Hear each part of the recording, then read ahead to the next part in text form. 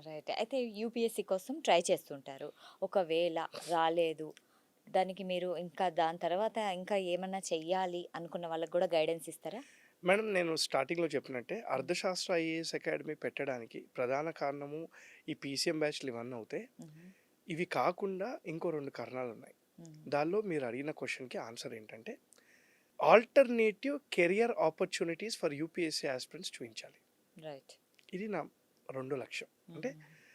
ఒక UPSC యాస్పిరెంట్‌కి rank రాని వాడికి, ర్యాంక్ వచ్చిన వాడికి నాలెడ్జ్‌లో తేడా ఉండదు. నేను యూపీఎస్సీ నాలెడ్జ్ గేమ్ అనుకుంటారు. ఇది నాలెడ్జ్ గేమ్ గాదు. It's a mind game. Mind game. హ్మ్. ఎగ్జామ్ రోజు నీ యాటిట్యూడ్ ఎలా ఉంది? నీ అప్రోచ్ ఎలా ఉంది? ఎగ్జామ్ రోజు టెన్షన్ పడకుండా ఎలా ఉన్నావు?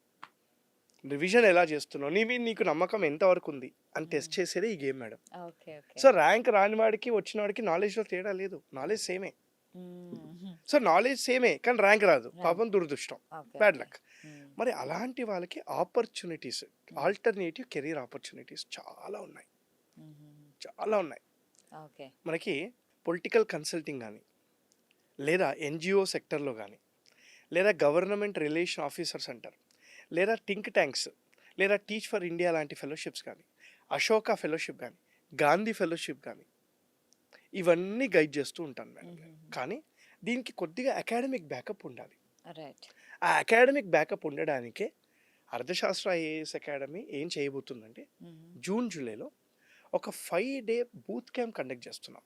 ఓకే. జూన్, జూలైలోనా? జూన్, జూలైలో. హుహు. ఈ 5 డే బూత్ క్యాంప్ ఎవరికంటే ఎవరైతే యూపీఎస్సీ ప్రిపేర్ అయ్యి 1, 2 అటెంప్ట్స్ చేసి హ్మ్. రాలేదో హ్మ్.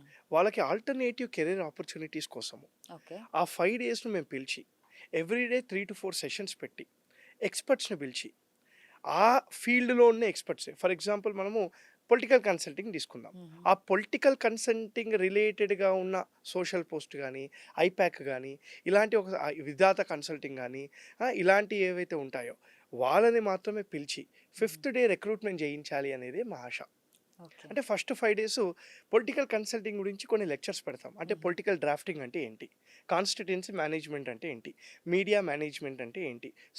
పొలిటికల్ స్పీచెస్ అంటే ఏంటి? పొలిటికల్ సెక్రటరీ రోల్ ఎలా ఉంటది? అంటే హ్మ్. ఇలాంటి కొన్ని విషయాల మీద వాళ్ళకి ఫస్ట్ అవగాహన ఇచ్చి, ఒక సర్టిఫికేట్ ఇచ్చి, ఆ సర్టిఫికేట్ ద్వారా అకాడమిక్ బ్యాకప్ డెవలప్ జేసి, ఫిఫ్త్ డే ఇలాంటి ఒక సంస్థను నన్ను పిలిచి మేము రిక్రూట్‌మెంట్ కండక్ట్ చేయాలి అని జెప్పేసి, మేము ఆ దిశగా వెళ్తున్నాం. ఆ ఎకోసిస్టమ్ బిల్డ్ చేయాలని జెప్పేసి, నా మనస్ఫూర్తిగా చాలా కోరికగా ఉంది. హ్మ్. హోప్‌ఫుల్లీ అవుతుంది అని అనుకుంటున్నాను మేడం. ఎగ్జాక్ట్‌లీ. సో, ఇదొక కోరికన్నారు.